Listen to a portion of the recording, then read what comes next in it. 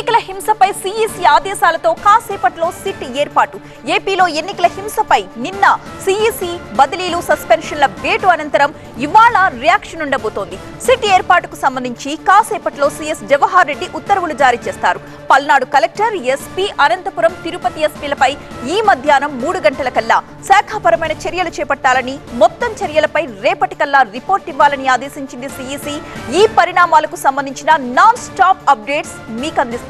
ఇక second one, TDP నేత చింతమనేనిపై Pedavegi PS లో కేసు నమోదు. దెందులూరు టీడీపీ నేత చింతమనేని ప్రభాకర్ పై పెదవేగి పిఎస్ లో కేసు నమోదైంది. కస్టడీలో ఉన్న ముద్దాయిని దౌర్జన్యంగా తీసుకెళ్లిపోయారు అని చింతమనేనితో పాటు 30 మందిపై కేసు పెట్టారు. ఆ ఫుల్ డీటెయిల్స్ కూడా చూద్దాం. ఇక థర్డ్ న్యూస్, భూ వివాదం కేసులో హైకోర్టుకు జూనియర్ ఎన్టీఆర్. జూబ్లీ హిల్స్ లో ఉన్న ఒక స్థలం వివాదంలో జూనియర్ ఎన్టీఆర్ హైకోర్టును ఆశ్రయించారు. అసలు ఈ కేసు ఏంటి, ఎప్పటి నుంచి ఉంది, ఈ భూ వివాదంలో చిక్కుముడులేంటో ఇదే బులెటిన్ లో మీకు చూపించబోతున్నాం. ఇక ఫోర్త్ బ్రేకింగ్, తెలంగాణలో, ఏపీలో మరో 5 రోజుల పాటు కుండపోత వానలు. తెలంగాణలో మరో 5 రోజులు కుండపోత వానలు కురుస్తాయని ఐఎండీ తెలిపింది. అలాగే ఏపీకి 5 రోజుల పాటు వర్ష సూచన కూడా ఉందని తెలియజేసింది. ఇవాళ ఏపీలో పలు జిల్లాల్లో ఉరుములు మెరుపులతో కూడిన వర్షాలు పడే ఛాన్స్ ఉందని చెప్పింది. అక్కడక్కడ పిడుగులు పడే అవకాశం ఉందని, అందరూ అప్రమత్తంగా ఉండాలని కూడా హెచ్చరికలు జారీ చేసింది. ఇక ఫిఫ్త్ న్యూస్, కామారెడ్డి, మెదక్ జిల్లాలో తడిసిపోయిన ధాన్యం, రైతుల ఆందోళన.